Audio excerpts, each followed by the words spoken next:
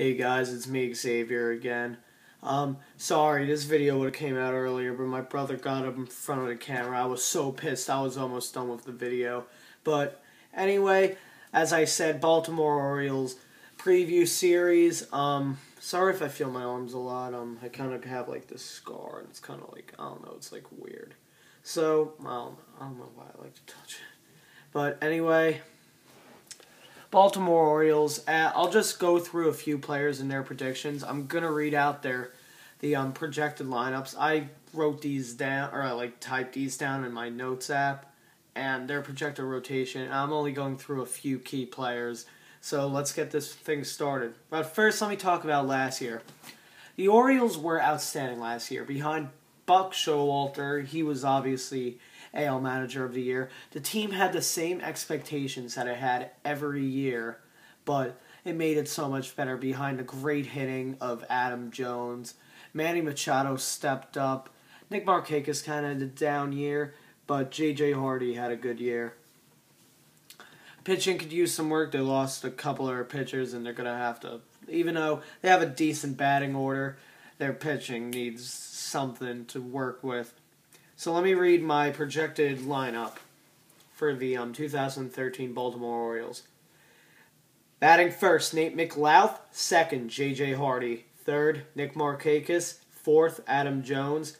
Fifth, Matt Wieters. Sixth, Chris Davis. Seventh, Wilson Betemit. Eighth, Manny Machado. Ninth, Brian Roberts. And projected rotation, Jason Hamill, Wei-Yin Chen, Chris Tillman, Miguel Gonzalez, and Yair Jurgens. Now, I'm just going to go over a few players.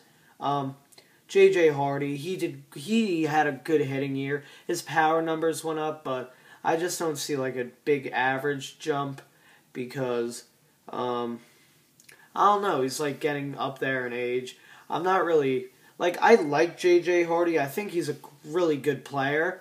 But, I don't know, I just see him, and my projection for him, he is about 260, probably about 20 home runs, 60 RBIs is his limit.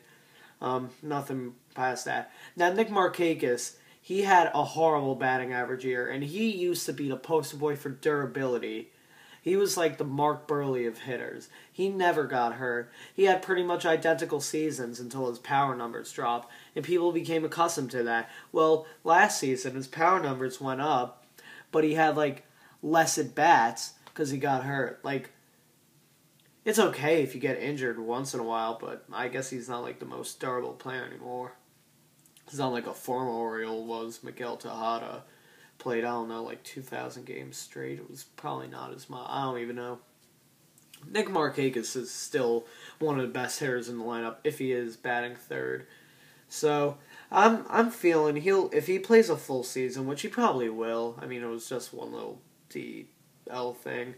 Not a little. He only batted 490 times, but I'm guessing a 290, 300 average, 14 homers and 72 RBIs.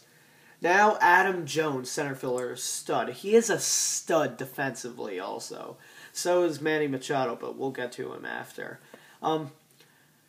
What's it called? Matt Wieters. Adam Jones is the best player on that team. He really propelled the lineup. He is what he basically was. He basically carried the Orioles. I'm projecting. I think he could have a great. Sorry, I got an ESPN update. He's an outstanding player.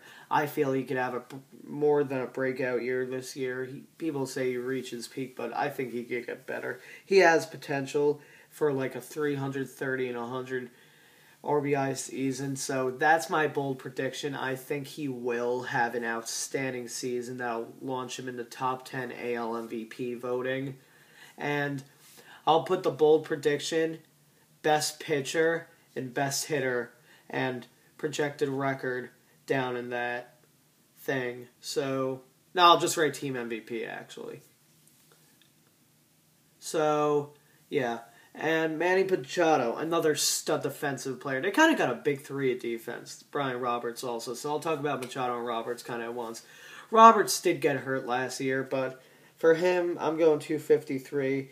He's not going to be hitting that well at all. He has definitely reached his peak after that injury.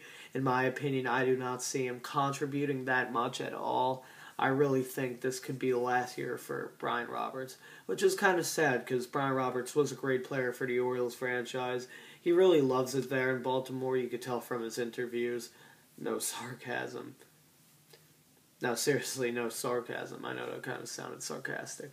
But he's still, he's a heart and soul. And I guess they would keep him because of, his chemistry of all the players. And he's just, I don't know. He's just, part of the Orioles. I don't know. It may seem weird, but, Paul Pierce and the Celtics, Ray Lewis and the Ravens, Derek Jeter and the Yankees. He's just part of them. He's just a player you can't really let go. But Manny Machado, I'm projecting 260, 18 homers, and 70 RBIs, which isn't that bad. He stepped up last year when the team kind of needed him.